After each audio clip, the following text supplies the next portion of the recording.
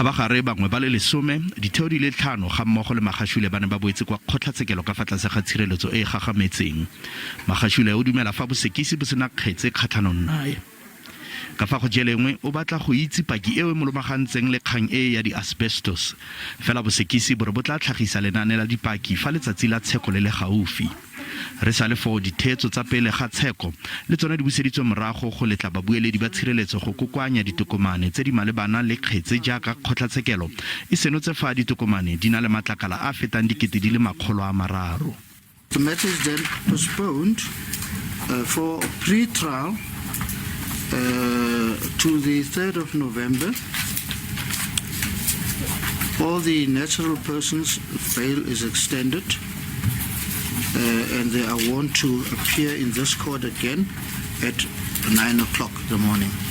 Sengwe gape se se bakang kgotlang ke ka ga maemo a semolao a pakikgolo kwa USA e le Morwadi Shilota. Shilota e ne e le mothusi wa Magashule ka nako e aneng a okame maemo a tonakgolo ka kwa Free State. Lephata la bosireletsi lona le bega fa Shilota e le paki ya bona le gore go fosagetse gore kgotlatshekelo e bega fa Shilota e le paki ya puso. Magashule le balatofadiwa nae ba golagangwa le ditatofatso di feta 70 tsa tsietso bonwenwe le tiriso botlhaswa ya matlole.